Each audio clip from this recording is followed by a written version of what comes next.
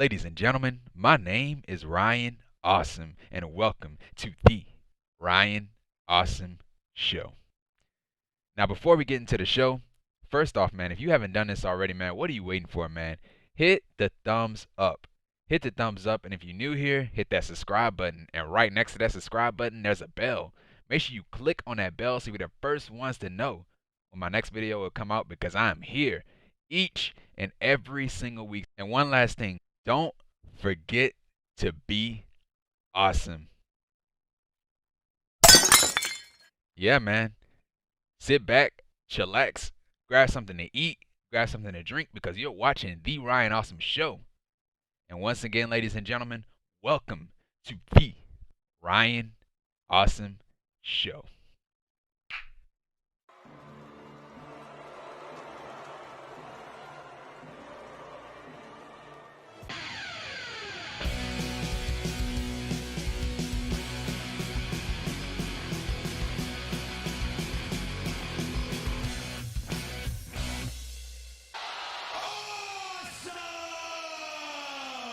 Ladies and gentlemen, my name is Ryan Awesome, and welcome to the Ryan Awesome Show.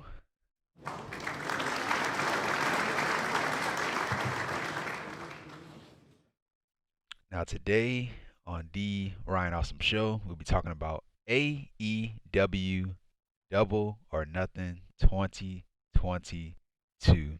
What a show, man. What a freaking show. Man, dude. Awesome show. Awesome show. Great matches, fun matches. And dude, a lot happened on this show tonight. A lot. If I had to choose like the best match tonight, it would be really hard for me to choose. But there was one match that I did enjoy, the Anarchy match, the Anarchy in an Arena match with the Jericho Appreciation Society versus the members of the Blackpool Combat Club and Eddie Kingston and Santana and Ortiz. I thought that match was really entertaining. Never seen anything like that match, dude. Never seen anything like the Anarchy match. But yeah, bro, I loved everything about it. And plus, man, we have a new AEW World Champion in CM Punk. The outcome, yeah, I had a feeling that Punk was going to win that championship, but I thought he was going to cheat to become the champion. But yeah, just like what I said earlier, man, so much more happened on this show, and I'm going to get through it. But yeah, bro, this show, bro, it was, oh man, this show was really long, man. Pay-per-view was way too long, man. 5 hours. It felt like it was like 5 hours because the show started at 7 and ended at 11:30, almost 12 o'clock. So yeah, the show is really long. There's a reason why my voice is low. It's almost 1 o'clock in the morning, so I'm trying to keep it very quiet. And then another thing, I'm tired too. So yeah, that was it with AEW Double or Nothing 2022. And yeah, like I always say, like, comment, and subscribe to the channel because I'm here each and every single week. And so yeah, so tonight we're live in Vegas, Las Vegas, Nevada, in the T-Mobile Arena. And so our first match. So yeah, before we even get into the first match, dude, when the buy-in started, Bleacher Report was having so much problems. Like, it had problems loading, and it had problems like technical difficulties. Like, it didn't want to load, and like when I went in there, I already purchased the event, and when I refreshed the page, it asked me to purchase it again. I was like, I already ordered it, and I'm about to pay for it again. And I thought I was the only person. I thought I was the only person that had problems with it, but everybody had problems with it. So I'm glad I wasn't the only one. It was really pissing me off, though. It really was. Yeah, they need to stream on Fight TV. Fight TV would never have any problems with it. They do have Fight TV, but it's internationally. But they don't have it in the United States for AEW. But the Bleacher Report finally started to work as soon as the HOOKHausen match started. Yeah, Bleacher Report, man, they need to leave Bleacher Report. Yeah, I'm gonna try to get through this really quickly, man, with the matches. I'm gonna try to get through this really quickly because we had so many matches, dude. So many matches on this show. And so yeah, so our first match of the night was the buy-in. So we had the buy-in. So it was Tony Nese and Smart Mark Sterling versus HOOKHausen. So that's Hook and Danhausen. Danhausen, he started using his curses in a match. The heels took control. Hook got a hot tag. He had took out Nese and Sterling. And then Danhausen had asked for a tag from Hook. And then Hook had tagged him in. Danhausen, he just put his foot on Mark Sterling's chest to win the match. So therefore, HOOKHausen wins the match. Hook is always dominant. And it was a very comedic match. Didn't really take this match really seriously, but it was a fun match. The main show, our first match on the main show was MJF versus Wardlow. So MJF, he did show up after all. There were reports saying that MJF had took a flight out of Vegas, and so yeah, and also he no show the Fan Fest. Wardlow, of course, no theme music, and he was handcuffed. He had two pairs of handcuffs this time because the last time he broke off the first pair of handcuffs. And so yeah, the entire time, man, MJF, he avoided Wardlow, so that's such a heel move. The crowd started chanting, "He showed up, he showed up," and so that was really funny. Yeah, at one point MJF, he had feigned a leg injury, and so the crowd started chanting bullshit.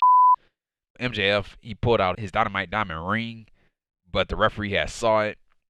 MJF thought that he was gonna get away with it, but the referee had saw it, and the referee had took it away from MJF. And so MJF, he started begging for his life for Wardlow not to kill him. And so he started bribing Wardlow, saying, "I'm going to triple your pay, and I'm going to quadruple your pay," and all that stuff. And, he shook his hand, and so Wardlow held on to MJF's hand. And so Wardlow, he had like 10 powerbomb symphonies to MJF to win the match. So therefore, Wardlow wins the match. And Wardlow is free. He's free from MJF, and he's all elite. And so right after the match, we had the medic team that came out, and they stretchered MJF out of there. And so the crowd started laughing at MJF being stretchered out of the ring, and they started chanting, "You deserve it," to MJF. And so right after that, Tony Schiavone, he congratulated Wardlow for winning the match and being set free from MJF and being released from his contract and all that stuff. And so they showed a graphic. They showed a graphic of Wardlow's picture, and they said Wardlow is all elite. Very fun match, and everybody was waiting for this match. I was waiting for this match too. I was waiting for MJF to get his ass kicked, man. That's a heel. MJF is a great heel, man. The best heel in the business. If you're an aspiring heel, take notes from MJF. Me, I'm a heel, and I'm, some of the stuff that I'm doing, that I'm trying to work on with my character, I model some stuff from MJF, but not everything. I model like certain little things from MJF, and I just put it in my character. And this loss from MJF is not going to hurt him at all. It's not going to hurt him. And so right after that, we had a tag team match, and it was Young Bucks. So that's Matt and Nick Jackson with Brandon Cutler in their corner versus the Hardys. So that's Matt and Jeff Hardy. So that's the Elite versus the Delete. And so we had Caprice Coleman. He was on commentary. And Caprice Coleman, he has history with the Hardy Boys because the Hardys had trained him. And he also has history with the Young Bucks because they've been in war together. And so, yeah, so the Bucks, they were dressed like Elvis Presley. Cutler, he got involved in the match. And then at one point, Nick, he had missed the Whisper in the Wind. And then Jeff had hit the Whisper in the Wind to Nick. And so, yeah, and then at one point, man, Nick, he had super kicked Jeff off the top rope. Jeff was on the top rope, like in a springboard position. And so Nick, he had super kicked Jeff off of the top rope. And he landed outside the ring on top of Matt Hardy and Matt Jackson. And so that could have ended badly, dude. If nobody was there, he could have landed really badly. And so, yeah, we had a diving senton to the Hardys from Nick. It's outside the ring. Nick, he accidentally took out his brother. And he accidentally took out Cutler with kicks. Matt Hardy hit the side effect to Matt Jackson. Young Bucks, they hit like a series of super kicks to the Hardys. And so the Hardys dared them to do it again, and they super kicked him again. And then the Bucks had took out some steel steps. They tried to land on Jeff on the steel steps, but Jeff ended up fighting out of it. And so they ended up putting Matt Jackson on the steel steps. The Hardy Boys did. Jeff had hit a swanton bomb off of the top rope onto the steel steps onto Matt Jackson. So that had to hurt, man. Matt Hardy hit the twist of fate to Nick twice. The second one, he had spiked him. And so to end the match, we had Jeff Hardy hit the swanton bomb to Nick to win the match. So therefore, the Hardys wins the match. This is a really great match. Love the pacing of the match. It wasn't too fast. In the beginning, it started off slow, and then everything started to pick up towards the middle and the end. And so right after that, we had the Gun Club and the Acclaim. They were in their hotel room, and they were all knocked out. Billy Gunn, he was recording it and everything. So it was like a hangover. So yeah, the Gun Club and the Acclaim, they have a working relationship with each other. And they've been doing, skits with each other, rap battles with each other and all that stuff. So right after that, we had the TBS Championship match, and it was Anna Jay versus Jade Cargill. We had a blockbuster. I don't know if it was a blockbuster or a counter roll to Jade. Anna, she had took out the baddies who got involved in the match. So that's Red Velvet and Kiera Hogan. And so Smart Mark Sterling, he had came out with a crutch, and he slid the crutch inside the ring, and he distracted the referee. And so Jade and Anna, they were playing tug of war with the crutch, but Anna Jay won the tug of war. And so Anna, she had hit Jay with the crutch, and went for the cover. And Jade, she barely kicked out, bro. She barely kicked out, and I thought that was it. And so yeah, so John Silver of the Dark Order, he came out and he took out Mark Sterling with a hold on with a brain buster on the floor. Anna, she had locked in the Queen Slayer to Jade, and then Jade, she had overpowered it. And so yeah, and then out of nowhere, man, we had a debuting Malcolm Bivens who goes by Stokely Hathaway. So that's the former Malcolm Bivens who was released from the WWE, and he came out and he distracted Anna Jay. So Anna Jay was distracted, and then to end the match, Jade Cargill, she hit the avalanche Jaded to Anna to win the match. So therefore, Jade Cargill wins the match and is still the TBS champion and is 32-0. And so right after the match, Bivens or Hathaway, he celebrated with Jade and the baddies. And so Jade and the baddies, they tried to take out Anna Jay. And then Chris Statlander had came out and she stood up to the baddies and Jade Cargill. And then we had a debuting the fallen goddess, Athena, aka Ember Moon. So she came out and she stood up to Jade and the baddies. And so, yep, so we have Athena, Ember Moon. She's all elite. And Malcolm Bivens or Stokely Hathaway, whatever you want to call him, he's all elite as well. I mean, I was thinking, man, Bivens is a great fit. He is a great fit for Jade Cargill, a great talker and a great manager. And WWE, they made a huge mistake by letting him go, bro. A huge mistake. He is a great mouthpiece for anybody. Yeah, I don't know if they're gonna get rid of Mark Sterling and replace him with Malcolm Bivens, but yeah, that's what I would do. That's what I would do. I don't think Mark Sterling. I don't think he fit with Jade Cargill. I really don't. But Malcolm Bivens, he fits a hell of a lot better than Mark Sterling. Because Mark Sterling, he's just a goof. He's just a goofball. And Malcolm Bivens, he's serious. He's serious when he talks. He has a forceful voice. There's so much force in his voice. And Bivens, he's actually taken seriously. That's why he will fit better with Jade Cargill. Yeah, it's a damn shame that WWE let him go, though. A damn shame that they let him go. But yeah, it's their loss and somebody else's game. In this case, it was AEW's game. But yeah, man. And also with Athena, the same thing. It's a damn shame that WWE let her go. Same thing. It's their loss and AEW's game. And yeah, I cannot wait to see what's next with Malcolm Bivens and Ember Moon in AEW. Right after that, we had a trios match, and it was the House of Black. So that's Malakai Black, Brody King, and Buddy Matthews versus the Death Triangle. So that's Penta, Oscuro, Ray Fenix, and Pac. And so Pac, man, he was wearing a half Penta and a half Fenix mask. And he looked really cool, man. Really cool in that mask. And so, yeah, so of course he took it off when he started wrestling. And so, yeah, man. So the House of Black, dude, they had like black and white. They had like black and white face painting. And so, yeah, they look really cool, man. Really cool and intimidating, dude. Like the face painting on them, it looked like they could scare little kids, man. Also, man, Buddy Matthews, bro. The best physique in professional wrestling. The best physique. He is shredded. Shredded to the freaking bone, bro. Big, too, man. Like, really bulky, man. If I can get a physique like Buddy Matthews, man, I would be a perfect wrestler. Brody, he had took out Pac's head with a freaking lariat, man. And then Brody hit a boss man slam, a huge boss man slam to Pac. And then Brody, he had missed a cannonball. Yeah, this was scary right here, man. Brody, he had a tope con hero. And dude landed on his head, dude. He landed on his head on the ring apron. And so I was like, man. Like, Brody is a big dude, man. And he hitting topes, bro.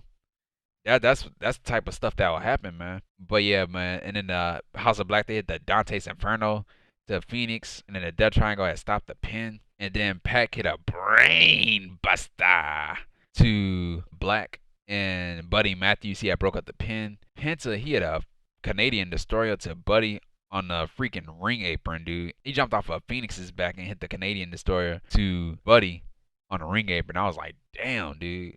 Alex Abrahantes, he got on the ring apron at one point to try to distract the referee. And then Pac had gave Black a low blow. And then the lights had went out. Yeah, the lights cut back on. And it was Julia Hart. At first, like, the camera didn't show her face. And so at first I thought it was the bunny. You know, because she has blonde hair and she wears all black. But, you know, when they showed her face, it was Julia Hart. And so Julia Hart, she had spit black mist in Pac's face in his eyes. To end the match, Black, he had the black mask. He had the black mask to Pac to win the match. So therefore, the House of Black wins the match.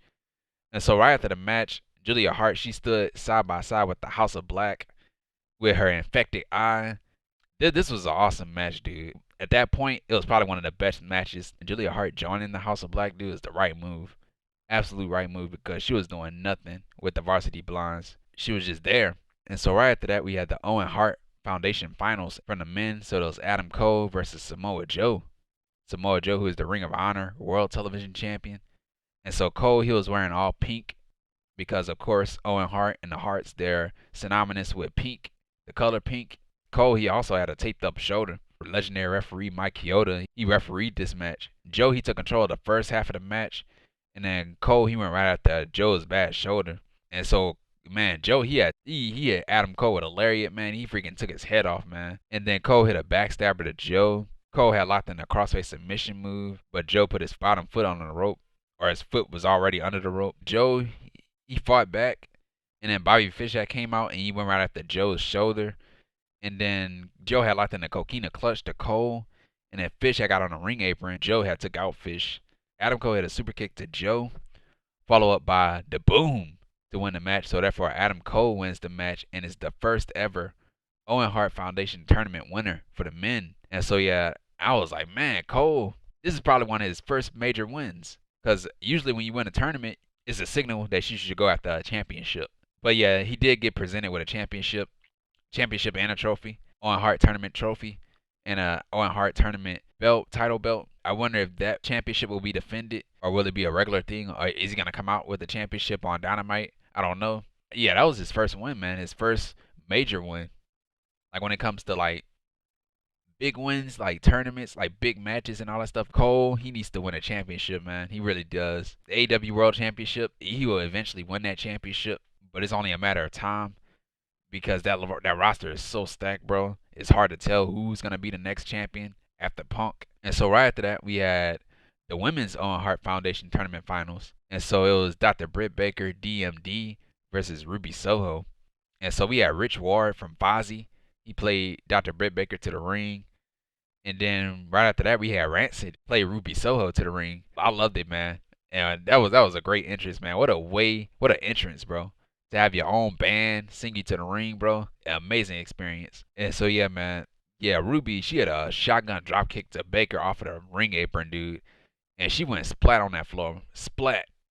And her ribs were hurting the entire match. And so Dr. Britt, she went right after her ribs the entire time. But Ruby, she did more damage to her ribs in this entire match. Hit a superplex to Baker. And then, hit a Saito suplex to Baker. Followed by the diving senton. Kicks out. Baker hit the curb stomp to Ruby. Ruby kicked out. And so Baker tried to go for the lockjaw, but Ruby had fought out of it.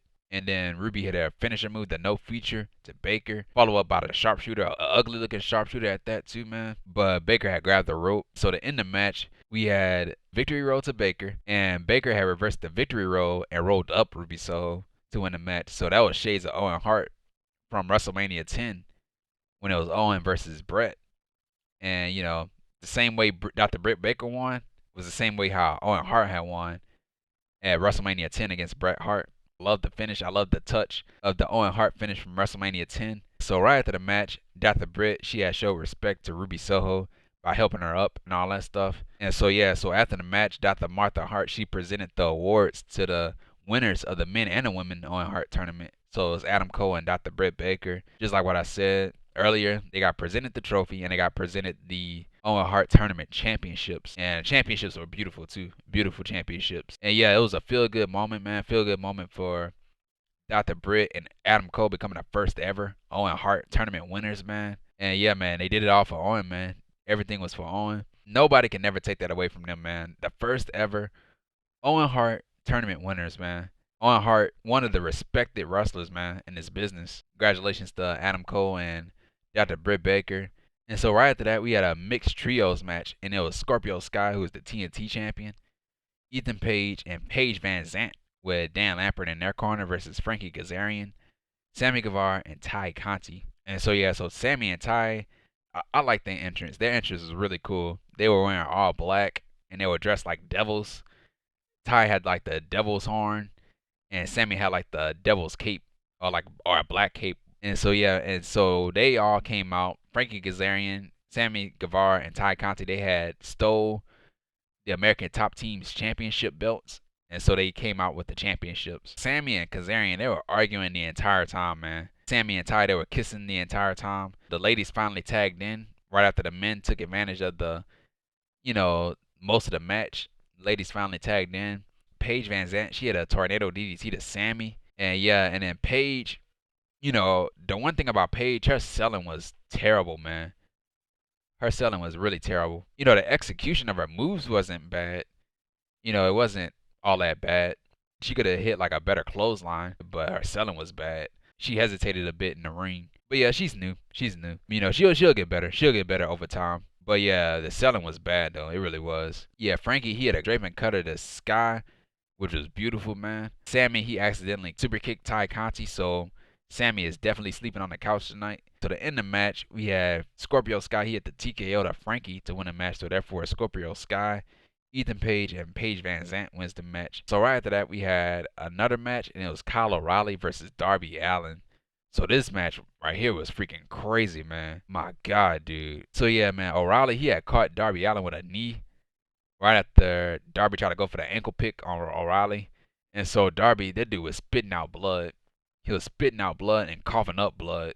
Darby hit the code red to O'Reilly, and then he hit the Scorpion Death Drop to O'Reilly. This spot right here was scary too, man. Just like the Brody match or the House of Black match.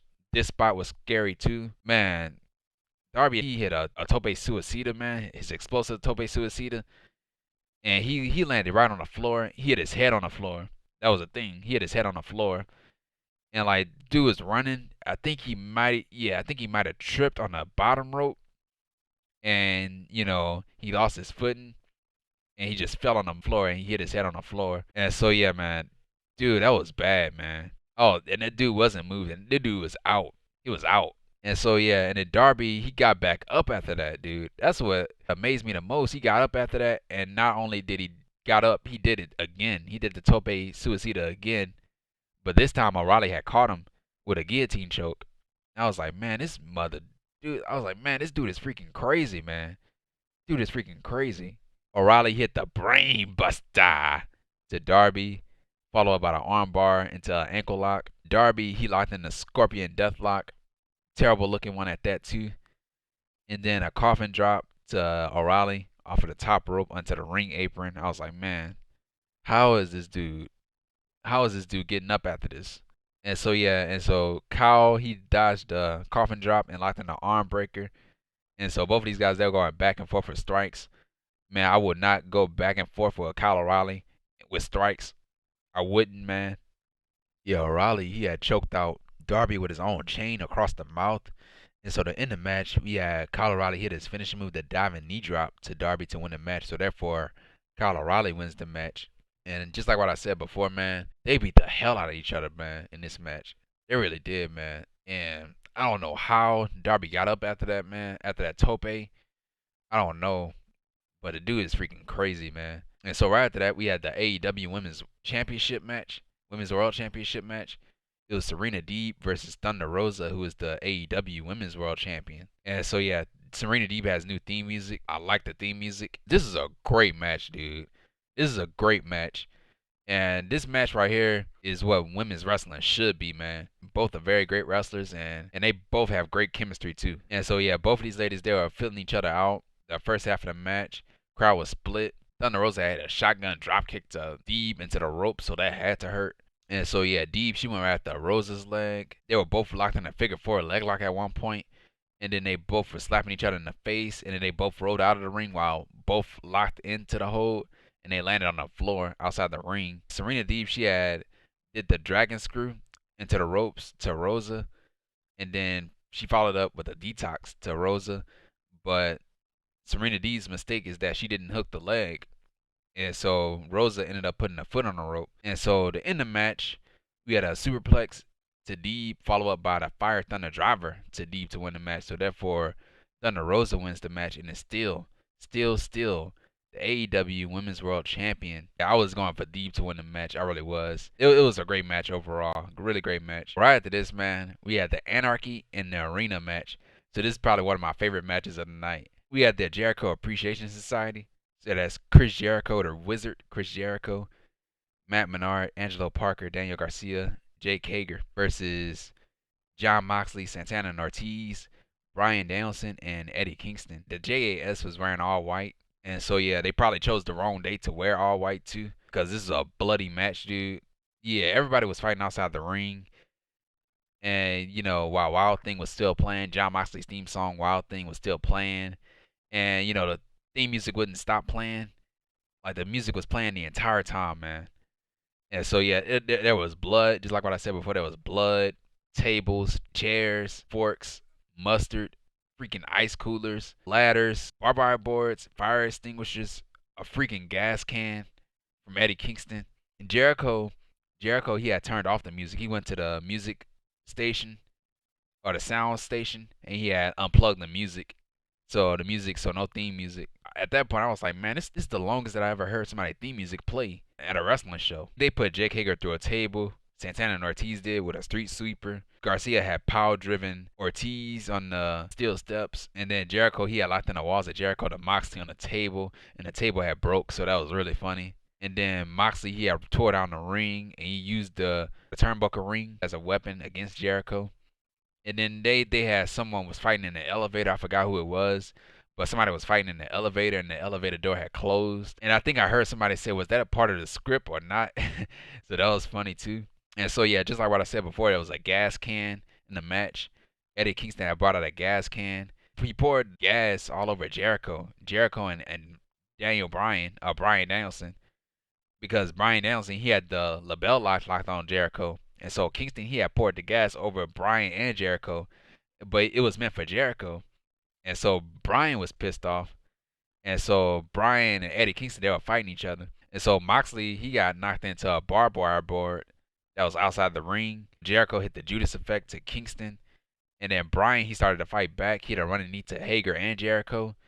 And then Hager had grabbed Floyd the Bat, and he had hit Bryan with the bat. And so to end the match, we had Jericho. He had locked in the walls of Jericho to Bryan, while Hager, he was choking Bryan with the ring ropes to win the match. So Bryan passes out. So therefore, the Jericho Appreciation Society wins the match. And so, yeah, man, just like what I said before, this is probably one of my favorite matches of the night. Probably one of my favorite matches of the night. Very entertaining. And the fact that the music was still playing during the match was really crazy. Like, it was funny, man. I was like, man, why is the music still playing? I loved everything about it. I loved everything about this match. Just like what I said for the Kyle O'Reilly match, and they beat the hell out of each other, man. At that point, I was like, man, how are you gonna follow this? Like most of the matches, I was like, man, how are you gonna follow these matches? Especially this match. How are you gonna be able to follow this match? And so right after that, we had a vignette from Andrade El Idolo. I am not here in AEW to lose. I hate the name AFO. Since day one, this group no war. This group is the losers.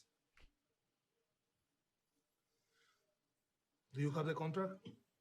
I got the new contract for your new business partner. My friend. You know him? He's the top wrestler in the world. One of the best. You know him? I know. Open the door. Somebody knock on the door. And it was... Welcome. And it was Roosh.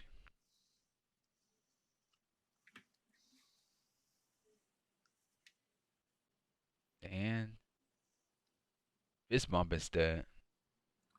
Welcome to AEW. And so that was it, man. So Roosh. So it looked like Roosh is all elite.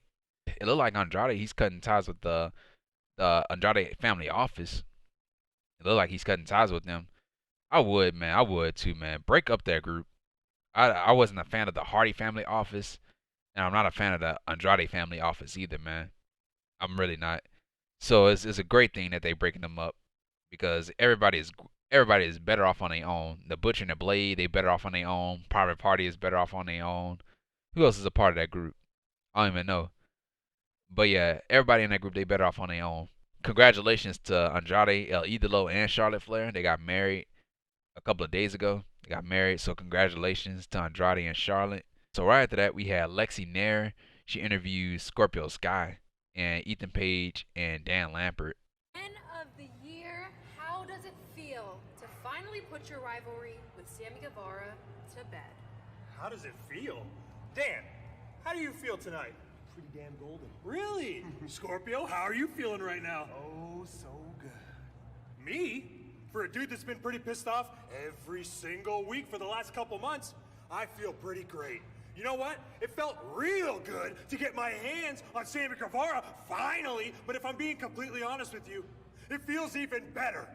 Even better to be finished and done with those pieces of trash, and finally, moving on to bigger and better things.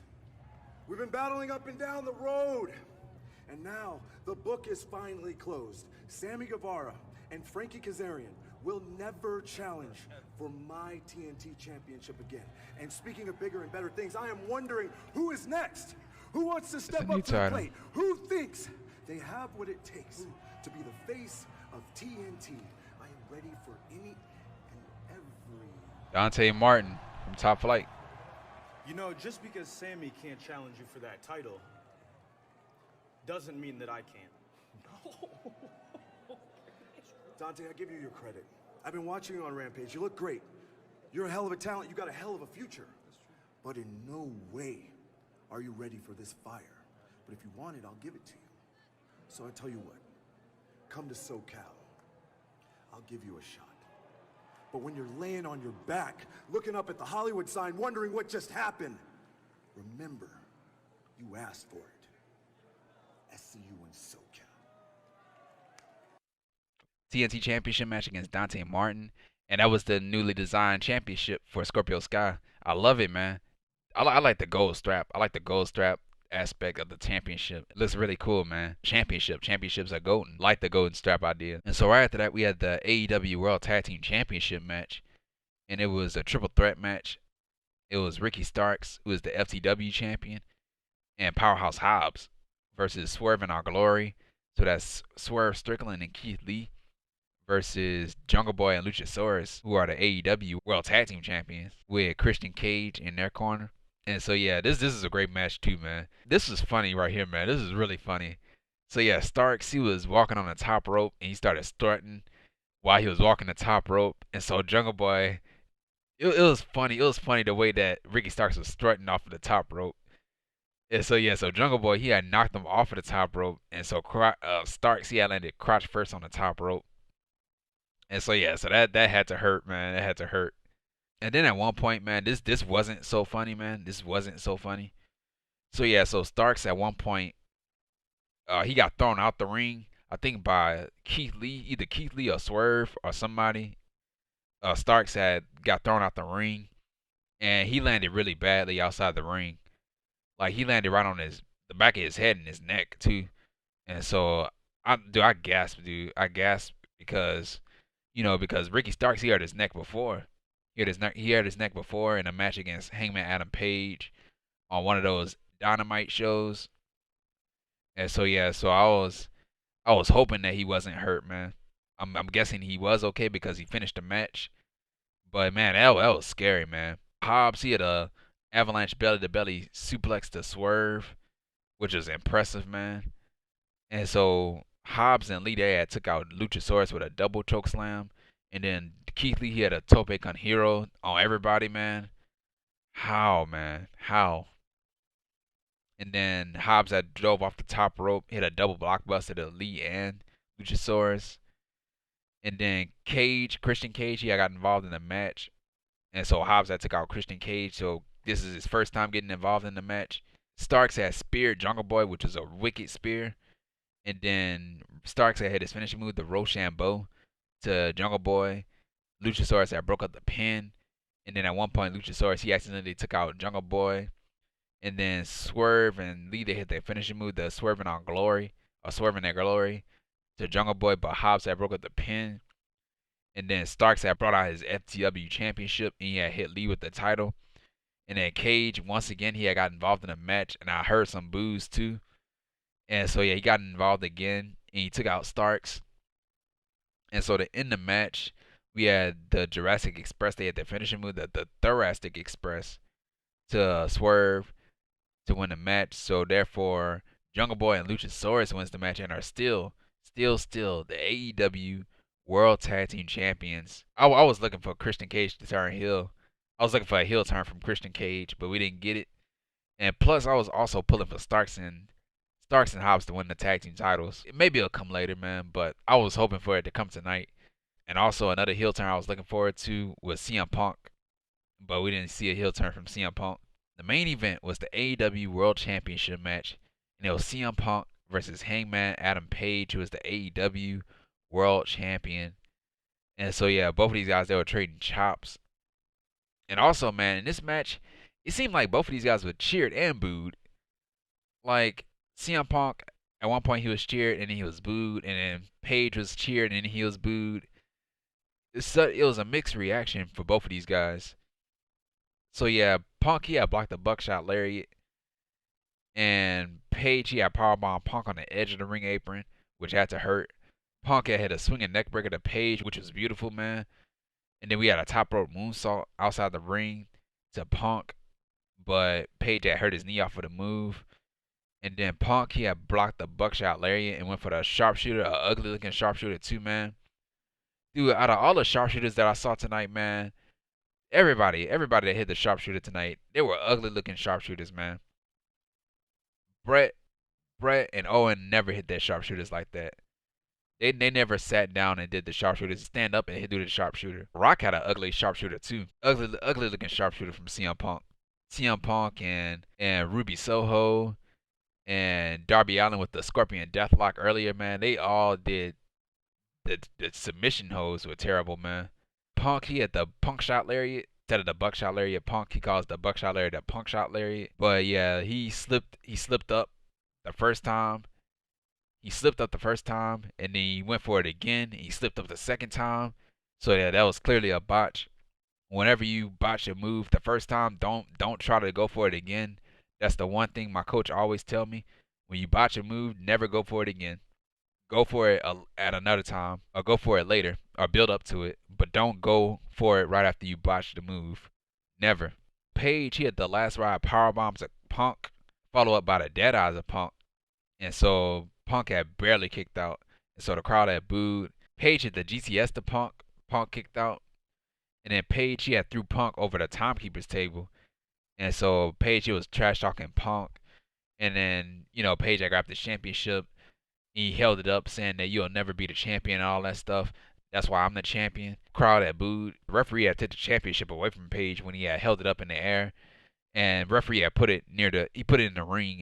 And so Punk, at one point, he was going for the GTS.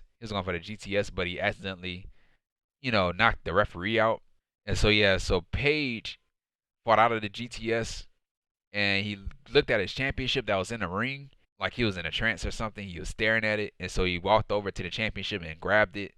He was deciding whether or not to hit Punk with the championship, and so he was motioning for Punk to get up so he could hit him with the championship. But Paige, he put the championship off to the side. He threw it off to the side, and so which ended up costing him too. He could have got away with it. If he would have went away with it, he would have still been a champion, and he would have been a heel. But yeah, so Paige tried to go for the buckshot lariat, but Punk had blocked it.